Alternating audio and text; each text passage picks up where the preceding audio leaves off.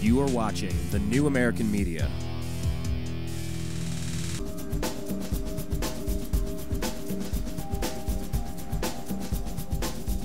Hello, everybody. Welcome back. We are making the hard pivot from talking sports to talking about everything else. Our tagline says from sports to spirituality, comedy to Congress, freedom to firearms, seeking truth, challenging dogma, and having fun. You are listening to thenewamericanmedia.com. I'm your host, Brian Engelman, and we are transitioning from the Unhappy Hour Sports Show into Agree to Disagree. It's been a pretty crazy week, a whole bunch of stuff going on, and we're just going to kind of do a top news story extravaganza and get into all of the things that you may have missed, including, holy crap, did you see that thing in Russia? You see what's going on over there? Did you see that meteor strike? Oh, you got to look at the videos. Go on YouTube and type it in. If you're not aware, go do it and go watch about 10 of them. They're crazy. Crazy. I don't know, maybe the Mayan calendar was off by a couple of months. Maybe it's a precursor of more disaster to come. You grow up thinking that it's about the dinosaurs going extinct because a huge meteor hit in the Yucatan Peninsula and the dust cloud blocked out the sun and everybody died and choked and stuff. That stuff can happen. Go to Meteor Crater. Where is that, in Arizona? I've made that Southwest drive several times. It's where the astronauts trained. Huge meteor strike. The stuff happens. I mean, we're floating in a pinball machine spinning around in a solar system. This stuff happens. You got to go check it out. Plus, the Pope is stepping down, and then lightning strikes St. Peter's Basilica. What is that? Am I saying that right? Lightning strikes on the day the Pope steps down. That is creepy and cool and spiritual and esoteric and foreshadowing and ominous. I guess ominous is probably the pretty good word. Plus the Carnival cruise ship. I think it was Carnival. The cruise ship disaster where people are just the putrid conditions there. Ugh. And then the cop killer, Christopher Dorner. He's dead. Apparently. That's what they say. So we're going to talk about those stories. And we're going to do a top news story extravaganza. Go through kind of just a round table of a whole bunch of things you may not have heard about. And for that, we're going to bring in Blake Walley. Blake is a radio host. And let's just get him on the phone, and then I'll tell you. Then I'll give you his bio.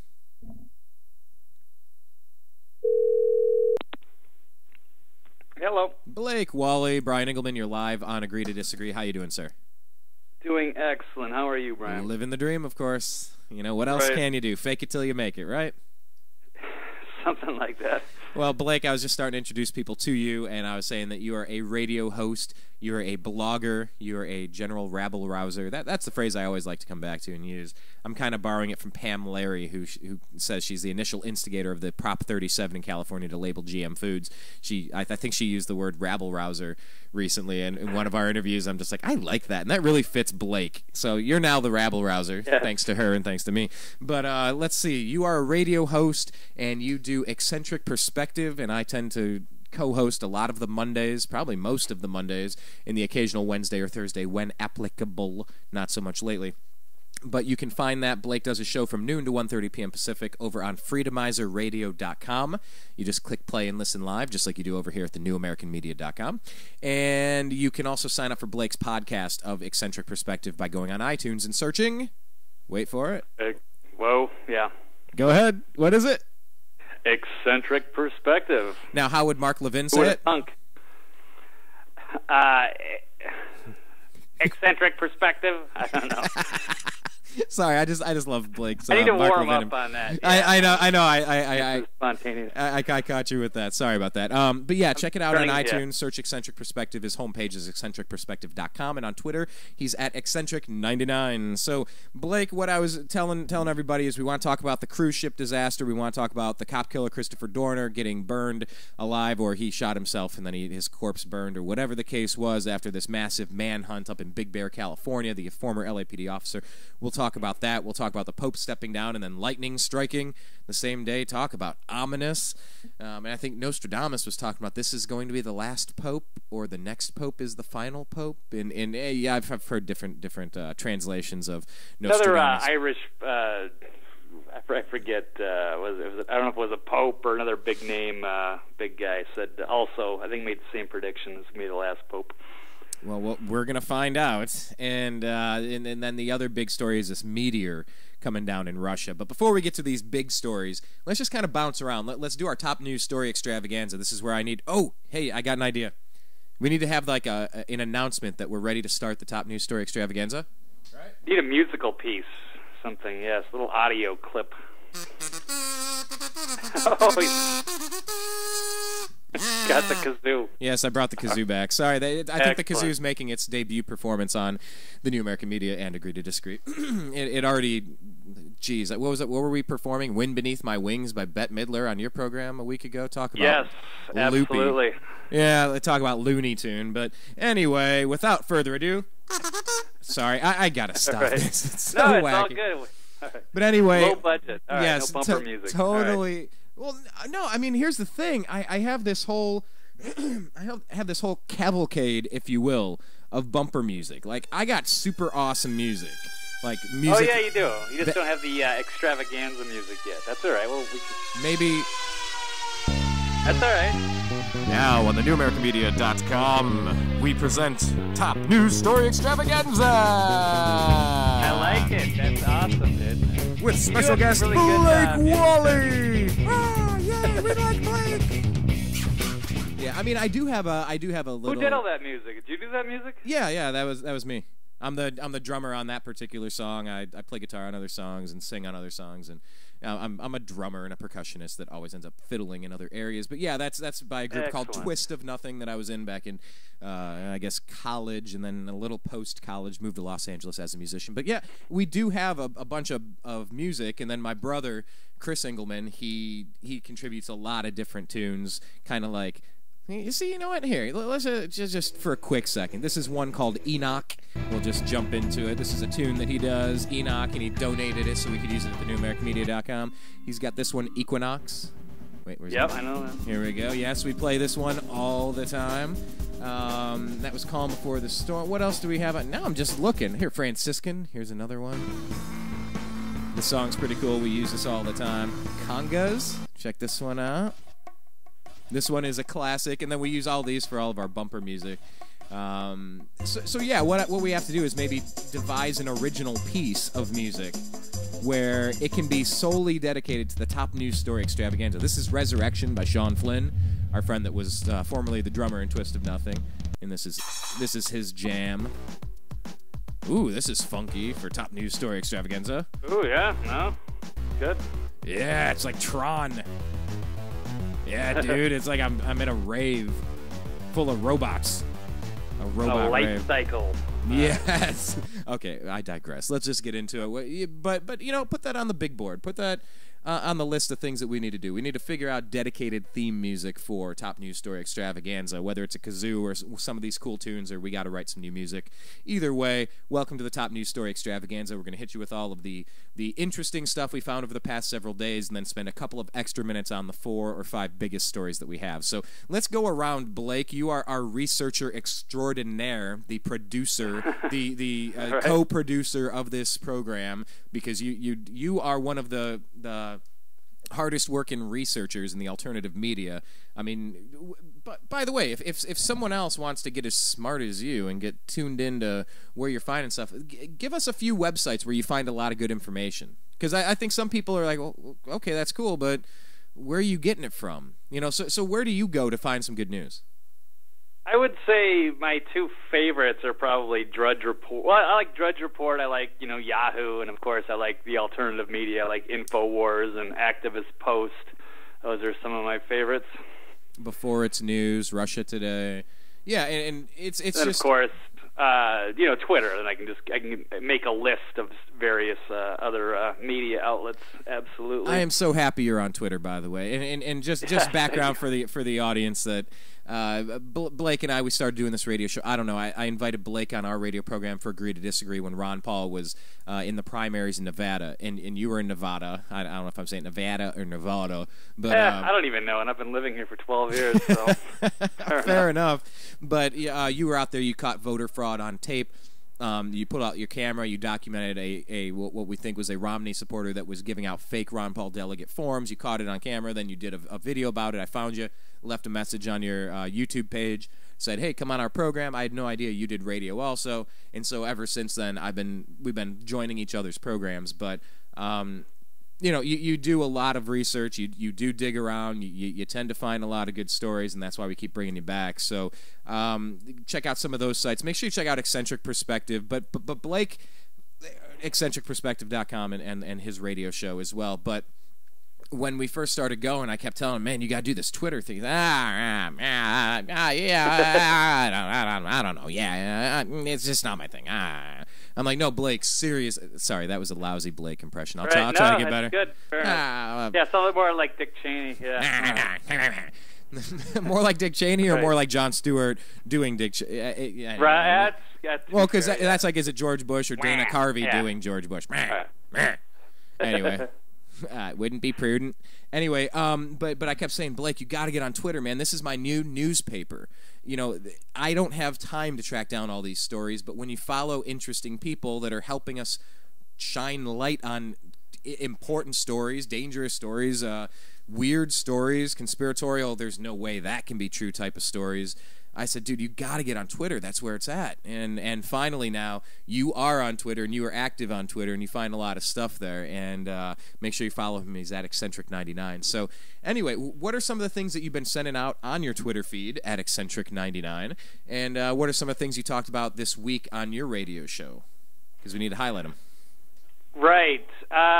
Just kind of a quick buzz through, I guess. Just looking at of course, we had the Dorner story, kind of.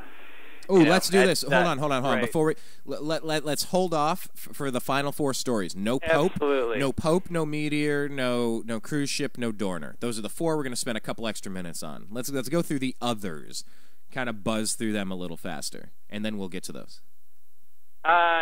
So we had let's just trying to buzz through, and I got a lot of stuff on here, but this is where you say, "I have a lot of windows stuff open." I have a lot of windows open. Usually it's the way I roll sometimes when I do the radio show here. I don't know. You have some interesting things. Why the elite would lose a civil war. Those are some interesting things. We've got. Where was that one? Tell me about that. What's that was out of InfoWars. That's just kind of the suggestion. They're kind of looking at this Dorner thing, and they're looking at the Department of Homeland Security, buying 1.6 billion rounds of ammunition. They're looking at the state of panic amongst the LAPD, trying to track down one guy. And they're kind of just tying that into if there ever was like a gun grab. We could look at like the Missouri tried to pass a law this week, kind of modeling after the New York gun ban that would make everybody. It would give everybody a 90-day window basically in Missouri. If you own certain weapons that they wanted to ban, you'd have 90 days to turn them in. Otherwise, you'd be a criminal. So you start looking at these like potential gun confiscations or potential civil unrest, and you look at like how one guy can, just totally throw the LAPD upside down. It would be a very difficult situation. There's a lot of people out there that are paranoid if they're going to crack down on martial law or do a big gun grab, and the logistics of it suggest that it would be a bigger undertaking than they think, and they've kind of lost this sort of gun control debate. And so it is an interesting article to take a look at. Yeah, welcome to 2013. Well, let me say this because this ties in very specifically here. This is from February 8th, about a week ago. From the LA Times, details emerging in LAPD's mistaken shooting of newspaper carriers. The women were victims of a tragic misinterpretation by... that's their phrase, tragic misinterpretation. Right. Could we use that phrase for the Constitution, too? I'm sorry, we just had a tragic misinterpretation of the Constitution in our Congress. This was just a tragic misinterpretation by Wouldn't officers that be nice? Yeah. working under incredible tension, LAPD Chief Charlie Beck says. I just want to make sure people know this because I'm looking at this photo, and I'm counting, 30, 40 different bullet holes into a vehicle that was not the vehicle they were looking for. The officer's radio crackled with an urgent warning. He could be coming your way. It was around 5 a.m. in Torrance on Thursday, and police from nearby El Segundo had seen a pickup truck exit a freeway and head in the general direction of the Red Beam Avenue residence of a high-ranking LAPD official, which was being guarded by a group of officers. Police were on the lookout for Christopher Dorner, a disgruntled ex-cop suspected of hunting down members of the LAPD and their families in a twisted campaign of revenge. The radio call indicated the truck matched the description of Dorner's gray Nissan Titan. This is a blue something else. Anyway, a few minutes later, a truck slowly rolled down the quiet residential street. Yeah, well, maybe they're colorblind. Actually, I think that was Christopher Dorner's complaint that they weren't colorblind and that it was part of racism that pushed them on. Anyway, I digress. A few minutes later, a truck slowly rolled down the quiet residential street. As the vehicle approached the house, officers opened fire, unloading a barrage of bullets into the back of the truck. When the shooting stopped, they quickly realized their mistake. The truck was not a Nissan Titan, but a Toyota Tacoma. The color wasn't gray, but aqua blue. And it wasn't Dorner inside the truck, but a woman and her mother delivering copies of the Los Angeles Times. In an interview with the LA Times on Friday, LAPD Chief Charlie Beck outlined the most detailed account of yet of how the shooting unfolded. Victims of a tragic misinterpretation by officers working under incredible tension, he said. Yeah, shoot first, ask questions later, guys. Send some drone attacks, and no need for trial. We got this. Don't worry. NDAA, yeah, you can be indefinitely detained without charges or trial. Yeah, in England, yeah, you can be tortured as a journalist to give up your confidential sources. You know, we're just going to act, and you're just going to deal with it because we're the officials. We know best. We know what's going on. Don't question us. If we fire, we fire. And if we don't go to help the people in Benghazi, if we don't go to help them for 7 hours, well, look, we're in charge. We know when to fire and when not to. We'll shoot up a truck with a woman and her mother delivering newspapers in a vehicle that is not the vehicle they're looking for. Yeah, we're just going to shoot it 40, 50 times. Yeah, Benghazi, yeah, you're getting attacked with mortar fire. You're getting attacked. You're dying. Yeah, you know, for 7 hours, we're just going to do nothing. And we're going to tell you to stand down. And then we're going to blame the First Amendment for it. So, you know, nothing to worry about here. This makes me so mad that people can just act this way and just shoot first and ask questions later. We have a Bill of Rights. We have a Constitution. We have the right to a trial. And this stuff really just gets on under my skin. This was not an exact replica of what the truck they were looking for. You determine who it is before you start shooting. What is wrong with these people?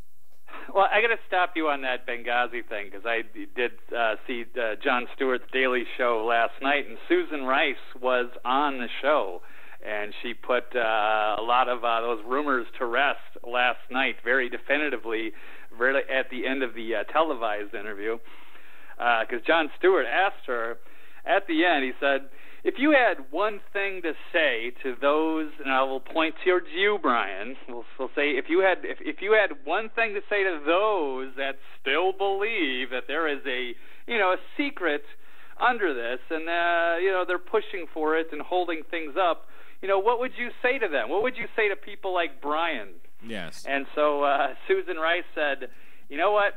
They're dead wrong. They're dead wrong. Is that a threat? Is she threatening me that I'm going to be dead? Is that a threat? Saying for people like you who believe that there might be a secret and are pushing for things and holding things up, this is what she's saying to you and people like you, Brian. They're dead wrong.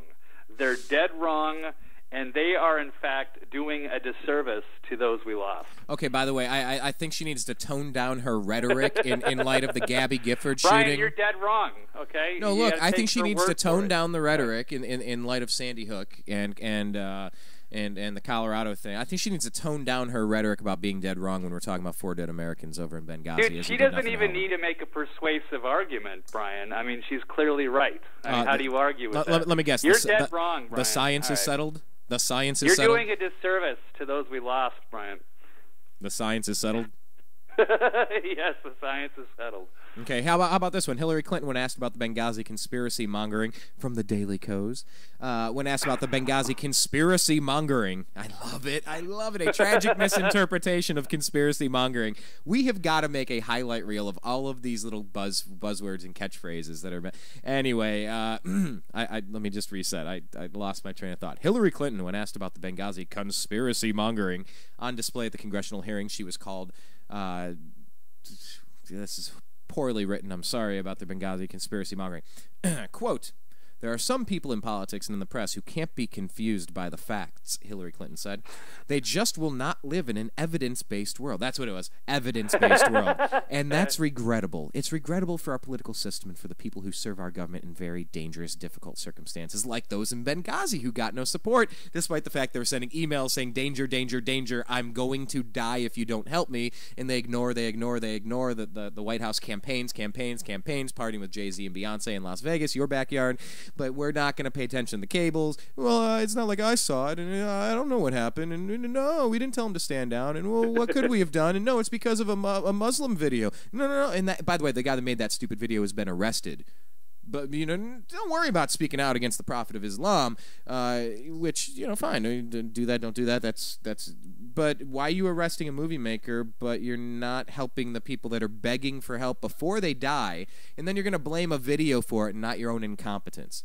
Or it's either they're completely incompetent, or they wanted it to happen, and you keep hearing these rumors about Ambassador Stevens running guns from Syria. Wait, no, what is it? Running guns from Libya through Turkey to get them to Syria into the hands of the Muslim Brotherhood to fight in their civil war. But I digress, because that's apparently not living in an evidence-based world. It's a tragic misinterpretation of evidence. Survivors. Oh, wait, no. Okay, sorry, go ahead. Why don't we just talk to the survivors? What do they have to say, Blake? Apparently nothing. I mean, obviously, I think Susan Rice said it best. There's, they're doing a disservice to those we lost. There's no secrets. I think they've been very, it's been, September. What is that? 5 months now. I think we've got all the information we need, Brian. I think it's time to move on. You know what? Since we're doing a quick show today, let's move on. Otherwise, I could do another 60 minutes about the things that upset me about why our ambassador and Navy SEALs were left to die the way that they were, why when they were begging for help, nobody listened, why you blame the First Amendment on this, why we can't talk to the survivors, why... And I'll tell you what, Mitt Romney lost the election. Oh, well, all he did was talk about the guy. Well, it was his 47% comment. Well, it was because of the Cayman. No. It was in the foreign policy debate when I remember telling you on your radio show, Blake, on Eccentric Perspective, if Mitt Romney, and I didn't vote for Mitt Romney and I didn't support Mitt Romney, just for the record, but if Mitt Romney does not make President Barack Obama cry like a little child getting scolded, if he doesn't make him cry on foreign policy over Benghazi, he's going to lose it. And he lost the election. And that's when he did it. He was playing it safe. He went into the prevent defense, which as a Cleveland Browns fan, I know that only prevents you from winning. And now the Denver Broncos know that when the Ravens beat him on that Hail Mary thing. Anyway, I digress. But that's exactly what we're talking about here is a horrible foreign policy that either he was asleep at the switch or wanted him dead. It's one of the two. Asleep at the switch or wanted him dead. Which one is it? I don't know. But why did they keep ignoring him, pleading, please don't leave me here to die? Yeah, I take it personal when our government's allowing that to happen, hanging people out to dry like that. They're not going to hang the president out to dry like that without Secret Service, nor should they. But they shouldn't do that with ambassadors either. They knew a bad situation was brewing. Anyway, dude, we can talk Benghazi forever because I still don't know what happened. It's all right. I think that, things are moving pretty fast on the Benghazi. Right. All right. So anyway... Yeah, 5 months and we still have no answers. But, Brian, are you there? Yeah, it's an evidence-based tragic misinterpretation. Apparently, yes. All right. Yeah, very well. All right. Good line. Yeah, this is the time where I take my deep breaths and transition time. How do we leave Susan Rice and we're Hillary conspiracy Clinton? Theorists for asking those questions. Right. Yeah. Where's the evidence-based world with that? We're just tragically misinterpreting the grasping at straws. Oh, that's all the information has been presented. All right. Well, yeah. Duh. I actually said duh on the radio now. Great. That's another Excellent. stupid. We'll just add that Another to playing. milestone. Yeah, we'll add Check that. off the list. I'm gonna etch that into my stone plaque right next to playing the kazoo. Yeah, how about that? Yeah, I'm making it, Mom. I'm making it, Mom. Woohoo! Aren't you proud of me? Anyway, let's. Brian, did you ever know that you're my hero? All right, sorry. That is this nice. Yeah, that's the song that one of the people in the chat room requested that we play on the kazoo last week. Oh, I don't know how that started, but yeah, that's where it ended up. Well, it started because I went to a music convention, and our friend at Grover gave us some kazoos, as he usually does, and I just happened to have it sitting there, and just that's what happens when you're, if you don't laugh, sometimes you're going to cry, so you got to have some fun with it. So let's just get over this Benghazi thing and get over we just can't be convinced by evidence. We're not living in an evidence-based world. We're tragically misinterpreting the evidence. So let's move away from that into something else. What do you got? Right. What else you got? Well, we had, what else is going on? We have, of course, had a State of the Union. We had Dick Cheney and loving Obama's drone policy. Yes, tell me about Valentine's that. in D.C. Tell me about that. I can just probably highlight, this is an article from February 12th, Steve Watson, InfoWars. It says Dick Cheney loves Obama's drone policy. So former Vice President Dick Cheney, who owns a man-sized safe in which no one really knows what he keeps, has expressed a strong liking for Obama's secret drone assassination program. So appearing on CBS, Cheney said that the Death from Above program and the accompanying kill list is good policy and constitutes the only part of Obama's foreign policy that he agrees with. So, wow. Yes, so of course Dick Cheney loves the assassination program. He loves assassination programs full stop. As the award-winning investigative reporter Seymour Hersh revealed in 2009, Cheney had his own SS-style political assassination unit that reported directly to him while he was vice president. Wow. So, I'm above the law. I'm above the law. So, yes, BFF, Dick Cheney, and Obama on the drone policy. So, of course, that's been under scrutiny, even by the liberal media has been kind of backing off on this whole drone thing. People are starting to get pretty concerned about the secret assassinations and the kill lists and all that good stuff. Blake, I think you're just droning on and on about this. I think you're just tragically right. misinterpreting our real drone policy. Right. It's pretty alarming when Dick Cheney comes out in defense of your drone program. Probably not the intention or what they wanted to see. The optics are not good on that one. Lousy optics right. is what they would say. Yeah, well, okay, so, meet your new boss, same as the old boss. What if Dick Cheney was on CBS talking about how much he agreed with you, Brian, on a certain issue? Would you think maybe I need to reevaluate my opinion on that issue? Or now, if he was saying that he's not a Baltimore Ravens fan, okay, well, look, let's have a beer. Let's talk about this, brother. They stole my team and won 2 Super Bowls, and we're constantly in the top 7 worst teams in the NFL for about a decade and a half. Yeah, let's have a beer, Mr. Cheney, about that. By the way, please don't shoot me in the face. Yeah, I would reconsider that secret drone kill lists and okay. Dick Cheney, there you go. All right, moving on. What else we got? All right. What else do we have? How about you did kind of touch on the United Kingdom now. The new police powers will curb press freedom. This one just broke today. You know what? Hold that for 1 second because yesterday. Because I want you to get to that. I just wanted to before we lose our train of thought with the Dick Cheney thing was I had the kazoo in my hand and I pressed the they call it the dump button, the mute button, and I practiced. I was going to start playing the Star Wars theme song, the dun dun dun dun, dun on the kazoo, and I just said, "Come on, man, let it go." Don't. So that's a little teaser. That's what you missed because I pressed mute. But anyway. Dude. I know. To be continued. Anyway, let's go to England, talk about the press situation, because things are getting tough. Right. So officers will now be allowed to confiscate material from journalists. So we've got the kind of bullet points here.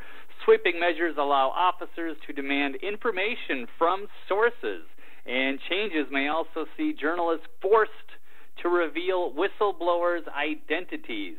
So obviously worries over the effect new rules will have on freedom of speech. So let's see. Police are set to be given new powers to seize confidential material from journalists. And in a worrying blow to press freedom, the changes may also mean journalists will be forced to identify whistleblowers to the police.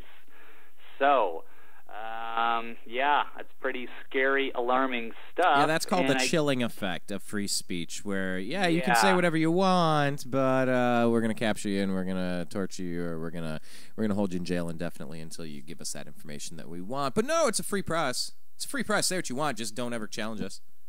Oh, and, really? if you get any sources or any leaked information, then you might be forced to reveal who they are, which would be a major, major problem for investigative journalists. And I got to think this is all centering around this whole Jimmy Savile scandal and, the royal family. Certainly the press took a beating there. They got a lot of problems going on in England. They got a massive corruption problem going on with this whole BBC scandal. Jimmy Savile tied in with the royal family. So this really doesn't surprise me in many ways, because they're obviously showing how desperate they are. And you're talking about a scandal that could literally bring down the royal family. And, I guess this is what you do to protect yourself if you're really that desperate. So that's my take on it, Brian. Well, look, we do Internet journalism, and we got freedom of speech, unless you question the Prophet of Islam and make a goofy little video, and then you get arrested. And you get blamed for the murders of 4 ambassadors in Benghazi. But I said I wasn't getting back to Benghazi, but all roads, as they say, lead back to Benghazi. Yeah, and the Jimmy Savile thing, it's like, for a lot of people out there that are not familiar with that, it'd be like Jerry Sandusky time. Look, imagine if Jerry Sandusky was a great friend of the the royal family, and was always involved and supposedly involved in all kinds of shady stuff, and you can kind of tie 2 and 2 together and come up with a very very scary conclusion there. There's something going on with the royal family, and I don't even want to speculate. So, but obviously they don't want some truths to come out. So 2013. What makes somebody royal? Who's to say you're royal? I don't know. Okay.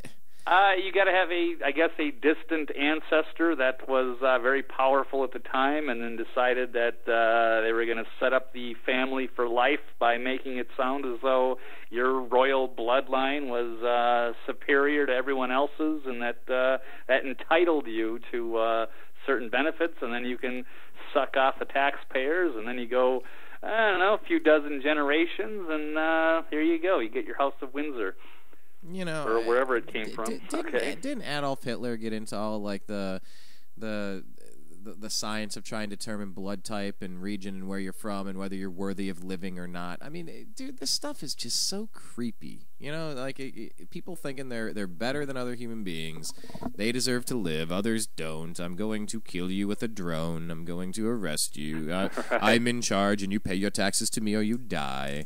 I don't know. Maybe that's why God's sending lightning bolts the day the Pope's resigning and sending meteors over to Russia. We'll get to that in a second, but I don't know, man. This whole royal family and the oligarchy in Congress, these Pelosi's and Feinsteins and Schumers and these people that think they're kings and queens. You're nothing, man. That's what this country was founded on, getting rid of royalty and hating royalty and saying, no, we're not, you don't have some divine right to rule over us. So, but we're seeing that pendulum swing the other way, or we've seen that. So now, I don't know. We'll see what happens these next few years. Well, that reminds me of a lyric from Rage Against the Machine. Do you know which one I'm thinking of? I'll know it. I'm gonna quiz you. Pistol grip pump on my lap at all times. Let's see how much of this I can say without. And I'm sure that Zach De La Rocca would love to know that a libertarian-leaning person is using his strong Marxist, socialist, fill in the blank philosophies of his. But let's talk it. Ready? Right. Ready. Yeah, the movement's in motion with mass militant poetry. Now check this out. In the right light, study becomes insight, but the system that dissed us teaches us to read and write. So-called facts are fraud. They want us to allege and pledge and bow down to their God. Lost in the culture lost. Spun our minds, and through time, ignorance has taken over. Yo, we gotta take the power back. Bam, here's the plan. Mother something, Uncle Sam. Step back, I know who I am. Raise up your ear. I'll drop the style and clear. It's the beats and the lyrics they fear. The rage is relentless. We need a movement with a quickness. You are the witness of change. And to counteract, we gotta take the power back. You know, I don't know what happened in this country between 1776 and now. But the fact that people are trying to step on the Bill of Rights and the Constitution and do stuff without due trial, without due process, without freedom of speech, without Second Amendment rights, without any protections on the Fourth Amendment against illegal search and seizure with the Patriot Act. Blake, we've entered very stormy waters. Absolutely. And yo, that's why we got to take the power back. Anyway, I digress. But that was my little. I try to bring in song lyrics. I didn't even know that. It's a good song. These guys are poets, and you know they can come from a totally different place. And I think someone famously, or maybe not so famously, but I remember it, asked Eddie Vedder, you know, what's XYZ song about? And he said, "What does it mean to you?" That's what it's about. You know, I'm not going to tell you why I wrote it. If it means something to you, that's why it was written. And, you know, so I'm taking this stuff. I mean, they're very Marxist, socialist, communist, very liberal, leftist, you know, far left with their stuff. But really, I mean, we're seeing the same crap, but their solution is different than our solution.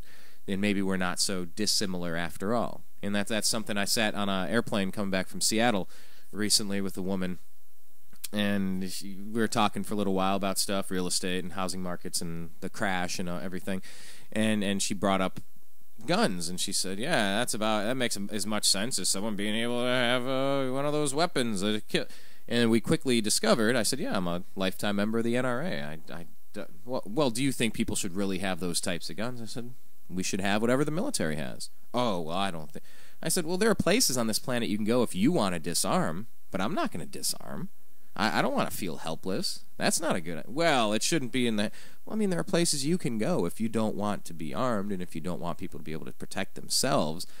And I said, "Look, I don't need a nuclear weapon. I don't need a tank. I don't need a drone in the sky or something like that. But, yeah, an AR, I mean, this is to prevent the bad people that run the militaries from seizing control of the people and stealing their stuff and mass murder.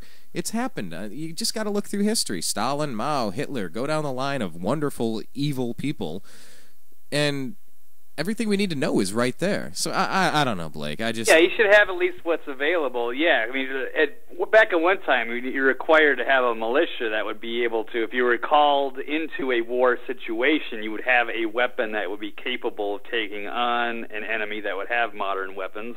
And, of course, yes, if the government ever goes bad or is ordered to go bad, then, yes, you would have to have something equal just in case. It's just a balance of power. That's really all it is. Well, the balance of power is... Think of a concept of it. Balance of power is shifting in the Vatican, and a lot of interesting stories. You talk about kings and royalty and power and influence. You look at the Pope. Pope is stepping down, and then it's hit by lightning, which is just crazy video. Do you have that one pulled up? Because I think we need to get to that one here.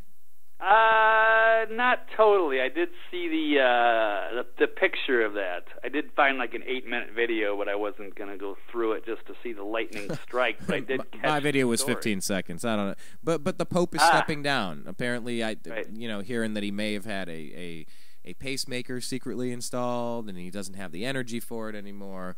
And there's all that, Nostradamus and stuff, all the predictions of will this be the last pope or the next pope is the last pope, and the end times in 2012. We got done with that, and I don't know. It's just interesting. The power struggle. You know, who's going to be the next pope? What does a pope even do? I mean, I don't know. Yeah, well, he won't be able to be used as a puppet for the last few years of his life either, which is, depending on how you want to look at that. Wait, so are you calling him a popet? There you go. Wow. Well, I'm just thinking, like, since that's the only office where you take it until you're basically death do you part. You don't just step down or retire or whatever. Yeah, I mean, so I got to figure John when they're Paul, really he was senile, being led around, but not really like Reagan toward the end, where he was very. That's what I mean. Yeah, Reagan. I was just about to say Reagan. Yeah, if he was just totally senile, and then basically they can be used as a puppet. They can be like, oh yeah, the Pope did this and signed that, and they probably have no idea what's going on. They're just watching TV and yeah. I don't know. Would it be good to see what would the Pope watch? Maybe Top Chef. I don't know. What would the Pope watch? Top Chef. I don't know. I mean, good show. Pope's just like us, right? I don't know. Look, I'm not Catholic, and I'm not bashing anyone's religion. It just Bravo just channel. All right. To me, I don't know. I mean, what does the Pope do? I don't know. Are they worshiping the Pope? No, they don't. He's the leader. Okay. Yeah, I look at it as a pretty much an antiquated religion, and maybe it is the last pope, and maybe that needs to be the case. Maybe it's time to get that last pope, and Christianity will. I'm not a Christian, but I have nothing against it. It's not I'm not getting into that battle. But what I would say is that what you're going to take on? Hold on, you're going to take on the Catholics, yeah, but not the Christians. Come on now, be careful what you wish for, calling it an antiquated religion. I'm not saying Christianity that. will survive without Catholicism. You don't need the Catholic Church or the Vatican for Christianity to move on. And I just think it's an old religion. I think it might be, and it's probably in its final death throes coming up, and we'll see what this last pope does. Well, supposedly, look, the last pope. When you hear about all the child abuse that was either encouraged or brushed under the rug or allowed to happen, like Benghazi, either you did it on purpose or you were too stupid to see that it was happening. Either way, you guys screwed up. It's just when you get to those types of levels of just. There's nothing worse than molesting children. Yeah. Like it really doesn't get much worse than taking innocence away like that. That's really about the lowest. Those people could technically make good leaders because they'll have so much like blackmail on them that they'll do whatever they're told. Okay, yeah. Which is supposedly where you get into like the House of Windsor and stuff like that, or the these puppets. The popet. Right, you don't get up to the highest levels of government without having some major dirt on you, so you could be destroyed at any given time. So that you're controllable. Right, and you look at some of these people. I won't mention their names, like from the United Kingdom. All these people that are being potentially people that might be have a few questions to answer. And maybe why this whole, British scandal's going on, and why they want to go after the journalists now, because they don't want all that truth coming out. Potentially, maybe, maybe it's got some other reasons. I don't know. But then you could go into the, Vatican too. They've got a lot of secrets to hide, obviously, and that's, not only just the pedophilia and all that sexual abuse, but the money going on. I know they're having some financial issues. With what's going on there. That's another story altogether.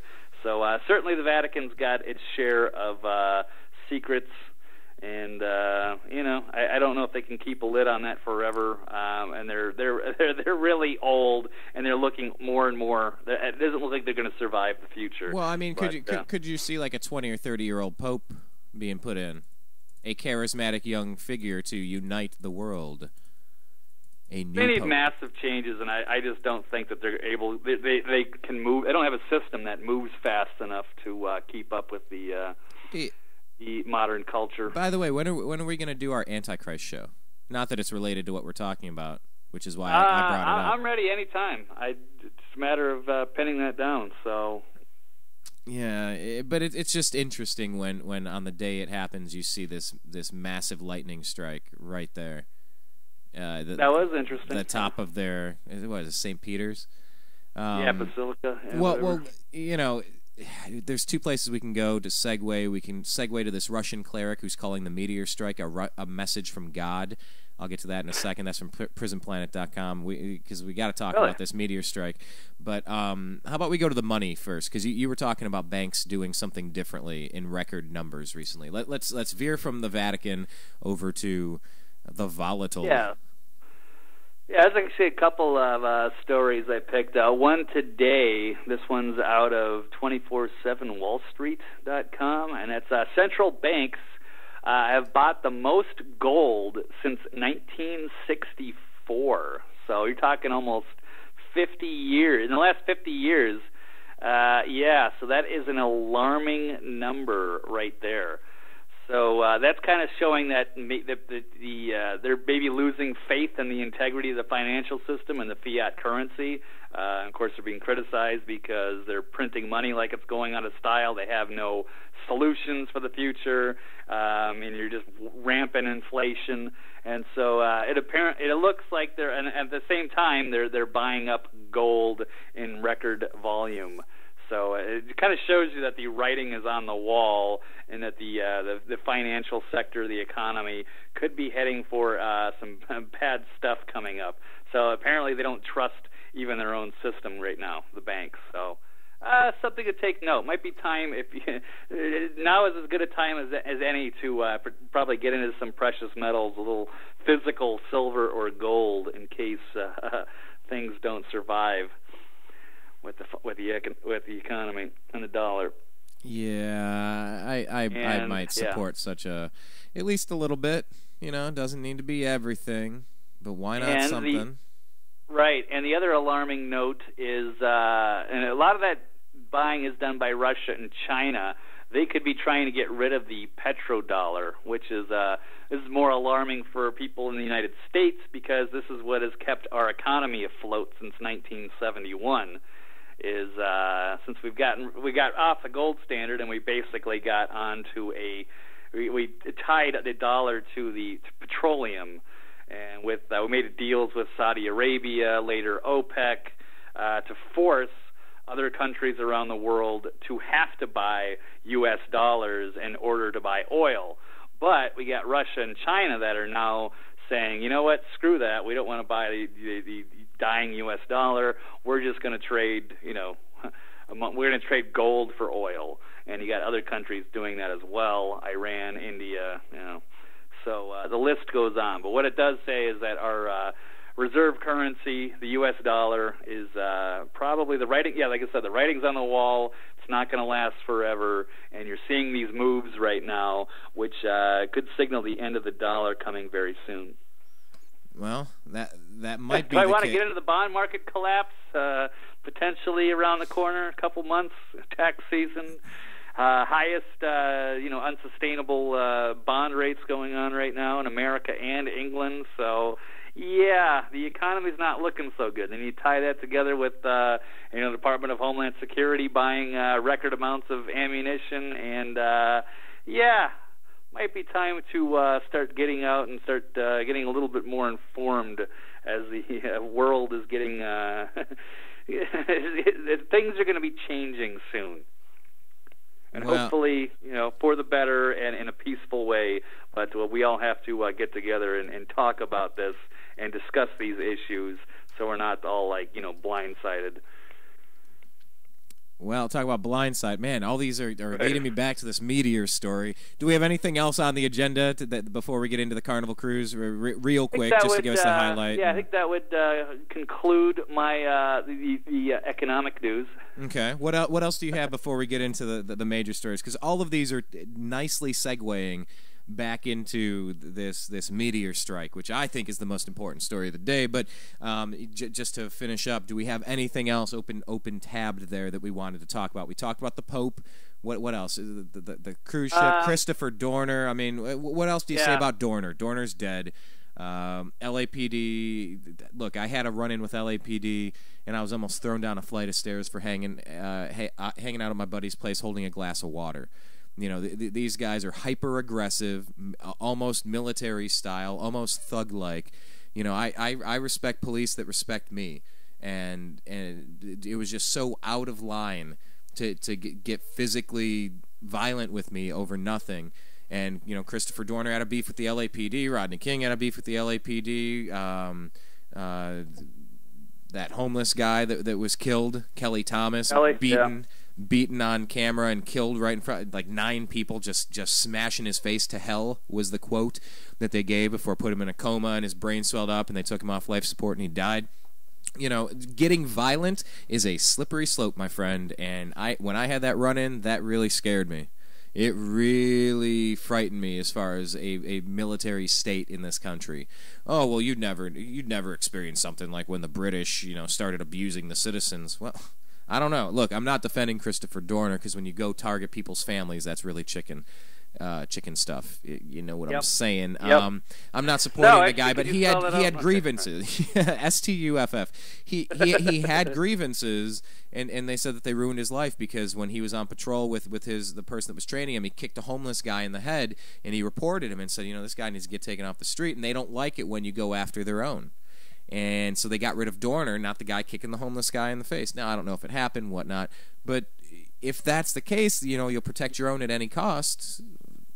You know, it's just Christopher Dorner's dead, apparently. In Big Bear, they set the house on fire, but there was a little controversy over the tactics that were used. You remember that quote? Because people are wondering why the house caught on fire. No, not quite. I think I know where you're going with this, but I'm not 100%. Oh, just that on the audio you can hear the cops saying, "Yes, burn this, burn the MFer down, burn the stuff down," and you know, it seemed pretty clear cut and obvious that they wanted to burn this thing down from the get go. Yeah, so it was pretty comical when I don't know who the authority was there that actually came out and made an official statement saying that we never wanted to burn it down. Yeah, and, you know, I guess that set up some controversy. But at the same time, I don't blame them for doing what they did. I don't blame why them. Lie about it? Okay. I'm not going to go in that cabin and try to go, you know, take down a crazed armed gunman. He obviously wasn't going to go out peacefully. He wasn't there to, you know, turn himself in. Yeah, you'd like to hear the questions and hear more information, but, you know, I don't. And he shot 2 people, 1 dead, 1 that's going to require several surgeries. Yeah, I don't blame him for just saying, okay, I think the best thing we should do is probably just to burn this thing down, and then they come out and lie about it and said that, oh, none of that happened, like it was all like, oh, okay, all those people were just joking, I guess, that said they wanted to burn it down. Why lie about it? While he's choking on smoke, they're joking and joking. Yeah, Coming soon to TBS. It's a sitcom about anyway. Okay, so there's that. Yeah, I mean, if he's out there killing, I mean, what are you gonna do? Smoke him out? All right, smoke him out. And then there was a shot. I think he shot himself in the head. You know, whatever. But yeah, I don't know. You want to run in there and do some hand-to-hand with Dante Culpepper? Dante Culpepper. Oh, okay. Yeah. I just compare. He's a big dude, about the same size. I think technically Dante Culpepper's a lot bigger. I briefly making got a joke. Well, I briefly got it confused with Steve McNair, who was shot and killed by his girlfriend. You know, oh, yeah, right, yeah. Yeah, you're talking about a big dude with training who's there to kill you, and you're probably not going to go in there and try to take him alive. Excuse me, sir. Yeah, we would like to discuss your grievances. No, I don't think. You know, he's out there shooting people, and anyway, whatever. Right, could be hiding behind some door. You want to go walk in there? I don't think that's a death trap. So I think that was probably the best course of action, perhaps. But there are some that think that was different, or they're setting some sort of a precedent. Well, let's talk about this here. Final story, and we'll get moving. This meteor coming down in Russia. What's your take on this? What thoughts do you have on this? Because I was getting the news last night, early morning. Lots of messages, Facebook, lots of Twitter stuff, and it's just like, oh man! I started watching the videos. It's unbelievable footage of this huge meteor. Yeah. I feel bad for anybody that got hurt. Of course, there was a lot of broken glass and stuff, but who knew that a meteor, he said that it wasn't really going to hit the Earth and it wasn't in any kind of danger, but apparently there was one spot on the globe where a part of the fragment of this meteor or asteroid or whatever fell, and it went through Russia.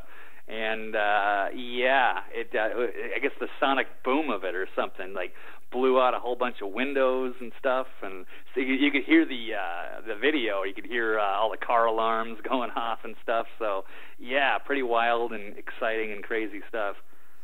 You don't get to see stuff like that too often, so you got to go check out those videos. And just the light that it caused, like the flare-like light and the big trail it left across the sky. I mean, it was awesome. You don't get stuff like that too often. So enjoy it. Make sure you go out and check that video.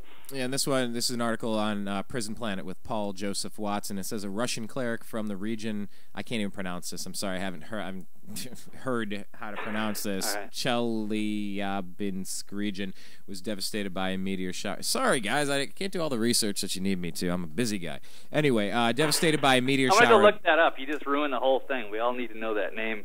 No, I was just going to admit it when I said omit it, not admit it. I was going to omit. I was going to say a Russian cleric from the region devastated by a meteor shower this morning is labeling the event, which injured over 1,000 people, a message to humanity from God. Quote, from the scriptures, we know that the Lord often sends people signs and warnings via natural forces. End quote. Metropolitan of that place. And, geez, I can't pronounce any of this stuff. Here, I'm looking it up. Yes. Metropolitan. Oh, my God. All right, looking at his name. This guy, the Metropolitan of Chelyabinsk. And Zlatoust-Feofen. I'm sorry, guys. You have to brush up on our Russian. All right. Yeah, a little Russian. It said in a statement released on Friday, reports R.A. Novisky. Jesus, it's hard to read. Clergyman said that the meteor shower was, quote, the Lord's message to humanity and served as a reminder that we live in a fragile and unpredictable world, end quote, given the fact that the supposed Mayan apocalypse was reported in Russia as if it had a serious likelihood of coming to fruition. It is unsurprising that numerous lurid theories have emerged in the aftermath of the meteor shower. According to a poll taken by the Reuters news agency, 51% of respondents believe the meteor is the start of an alien invasion, the Washington Post reported. As we reported earlier, other strange theories have emerged, including the claim by Russian politician Vladimir Zhirinovsky that the event was not a meteor shower but a secret U.S. weapons test. Obscure reports, which were later denied, also suggested the meteorite was blown out of the sky by Russia's air defenses at an altitude of 20 kilometers. It's incredibly lucky that the meteor shower hit a relatively unpopulated area, given the fact that it caused over 1,000 injuries, mostly from broken glass and concussions caused by the shockwave. 3 people are also in intensive care as a result of the explosion, which carried the power of a nuclear blast. The meteor is the largest object to hit. Yes, this is exactly what I was going to say. Metallica had a video from their last album, which was actually pretty good. Tunguska incident in 1908. This meteor is the largest object to hit the Earth since the 1908 Tunguska incident, which was blamed on a meteor, despite the fact that no fragments were ever found. Dun, dun, dun, dun. The Saint Anger album are you talking about? Yeah. No, the one after that. Death Magnetic. I don't even remember. Oh, no, you got to get the Death Magnetic. It was kind of like a return to the roots. It was a pretty solid album. Anyway, while most space enthusiasts are busy watching the flyby of the city killer DA-14 asteroid, which some experts suggest it could be linked to the meteor shower, reports emerged earlier concerning the very strong likelihood of another meteorite entering the Earth's atmosphere in the next few hours, although this claim appears to be erroneous. I mean, this is crazy stuff, man.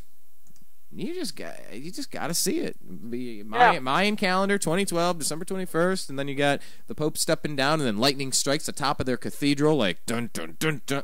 Yep. Nostradamus, biblical prophecy, Book of Revelation, apocalyptic type of stuff.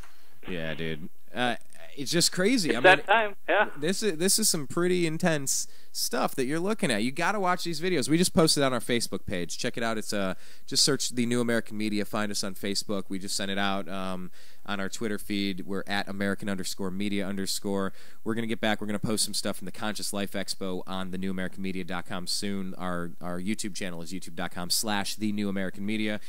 And, yeah, check it out. We're going to be covering this stuff. We just got to kind of get caught up. It's been really hectic around here. So just bear with us. And, yeah, Blake, we'll make sure that we keep covering this stuff. I mean, this was a very abbreviated show, but still, it's probably double what I intended to do and half of what we usually do. So I guess maybe this is probably the best we could have expected for today's program, I think.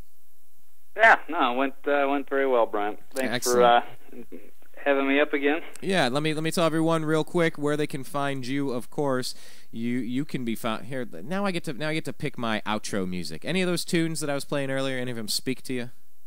I like a lot of your stuff. Yeah, I do. Woohoo! How about I'm trying to find something. Unless you want to do the kazoo again. We didn't. We were going to do the Bette Midler medley last time, and I think you played. Yes, the wing. What's the wind beneath my wings? Wind beneath my wings. We didn't do Under the Boardwalk. No, we did not get to. I don't know what else she does actually. Here's what I'll do, because we were talking about a lot of things reaching a point where what we avoided 230-something years ago, like what we were trying to get away, like it's almost like it's all slipped back into a bad place, and if we're not careful, this could get bad. This is Juice Media, Rap News 15, Big Brother is watching. Yeah. So I'll play this in the background while we roll our outro. They were nice enough to. We asked them, "Is it cool if we play your stuff?" They said, "Yeah, absolutely." So, you did? Yeah. Media? Yeah. We were gonna do an interview with them, and they were. They haven't done a Rap News in a while. Hopefully, they got something else coming up. Well, I'll tell you what. Make sure you follow Blake Walley on Twitter. Oh, actually, you know what? I want you to hear his stuff because it's tough to talk over him. I will end with that song, and I'll go Robert Foster. All yes. right. Okay, so here's our outro music. Want to make sure that you go find Blake on Twitter. He's at Eccentric99. Go check out his homepage, eccentricperspective.com. He does a radio show every Monday, Wednesday, Thursday from noon to 1:30 p.m. Pacific on freedomizerradio.com. Check it out there, and you can also go on iTunes and subscribe to his podcast by searching Eccentric Perspective. So, Blake, any final words for us today?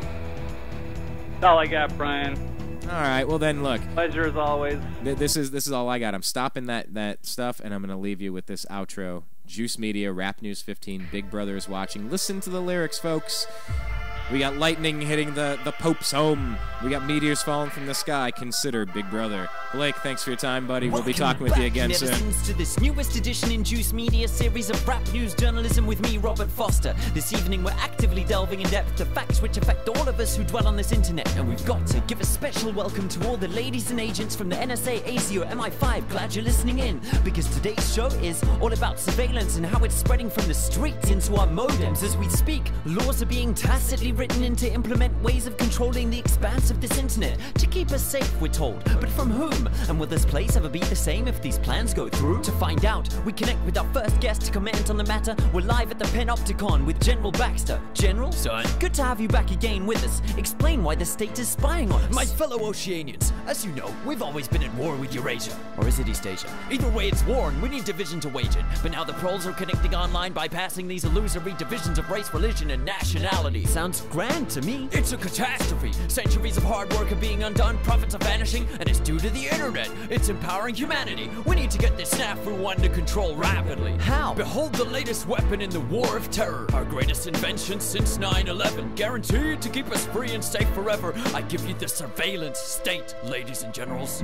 Our secret wires log your key style. Monitor every single number on your speed dial. Rewind straight to your position with facial recognition and pinpoint you within 0.03 of a mile. We've put eyes everywhere without consulting you, keeping you safe whether or not you want us to. Soon there'll be no freedoms left for threatening. Then we'll have won the war. Take that, terrorism. Brilliant. Thank you, General. We now interview our resident guru, Terrence Moonseed, for a different view. Greetings. How does this situation look? I have one word for you, Robert. Double plus on good. The world populace of 7.4 billion are all headed in the direction of Orwellian totalitarian oblivion. My voice is hoarse, yelling about stellar winds, cold chilling them and trap wire weaving through the world wide web we all dwelling in. Face it, the all-seeing eyes in all of our Facebooks like a virus, and in these iPhones with Siri, or should I say Iris. Next in line is RFID devices and mind chips triggered by chemtrails the plague spray the sky with. This time it's too far. Check out the base they're building in Utah, where they'll be storing all your data for over a century. It's FUBAR. And under the outback is an entire tunnel of wires, an echelon base called Pine Gap to hijack our mother Gaia. Hey, maybe your mother's gayer. Boo-hoo. Why didn't you just kill yourself like most of your troops do? That's it. Now you're on the the cast iron list. Hang on, General. Why weren't we informed about this? Sorry we didn't tell you about our grand plan before. It was meant to be a surprise, under wraps and in store. But some spoil sports had to go and ruin it for all by blowing whistles in spite of the damn law. Bill, Benny, and Thomas Drake are trailblazers for leaking these tactics. Hey, civil liberty activists, this is all legal. Anything we do now actually is. How did... You can't question my authority thanks to this. And that shit's global, people. In Australia, it's now legal for the government to store all SMSs, searches, and emails. Australians, it's taking place under your nose. Unless you wake up, all your data are belong to ACO. Come on, everyone knows. You can trust the government now. If you got nothing to hide, you got nothing to worry about. That might be the case with things that are happening now, because most people agree with most of the laws that are being handed down. But once the Illuminati reveal their agenda for you, this surveillance will enforce laws you no longer consent to. But by then it'll be too late to protest too. And anything you've ever said, typed or browsed can or will be used against you. I'm confused. So what should we do then? What should we do? Nothing. This is all an illusion. It's just a ride, a delusion, the Matrix, the Maya deceiving us. Oh, you hippies really make our job so much easier. Sorry to interrupt, but we're picking up a signal from beyond the space-time continuum. Quick, switch on the juice channeling portal. Wait, is that George Orwell? Good day to you. Wow, what do we owe this honor to? I tried to warn you noobs, but I see you are actually fools, or else you thought this was an instruction manual. Yes, so can you advise us? What would you have us do? An open and universal internet is the most effective tool you have to address the issues that afflict the world at hand. Therefore, protecting it is the most essential task that stands before your generation. I think I understand. Hush, man. You must not lose the internet. Heed this mantra. Who controls the internet controls the data. And who controls the data controls the future. We're losing you. I leave you with a tool to use. An onion? Don't be simple, Robert. This is but a simile. It stands for Tor. Tor? Google it. It's for anonymity. This onion router open network helps considerably against tyranny, but its abilities only work if all you use it consistently. And even if you don't use it, run it, so its force swells. Thanks, Mr. Orwell. From now on, call me George Torwell. If we'd had such tools when I wrote this, well, it would have been so much simpler to tell Big Brother to go f*** himself. The mother sucking piece of shit. Thanks, George Torwell, for manifesting direct from this memory hole of history to impress on us these messages. We're told we need safety, which is precious, yes, but can a society that can enforce all its laws ever progress? Hindsight shows that many figures guilty of thought crime turned out to be luminaries and heroes before their time. But if a surveillance state had reigned then in this form and design, just think of all the progress we may have all been denied. Could lobbies for women's or gay rights have appeared and thrived? Would revolutionary ideals have materialized? Would science have pioneered or even survived if every word had been monitored by thought police and spies? Big Brother brings chilling effects, freezing our collective hopes. He doesn't protect our safety, but protects the status quo and threatens this internet, the one channel yet uncontrolled, whose openness we are now called upon to effect and uphold.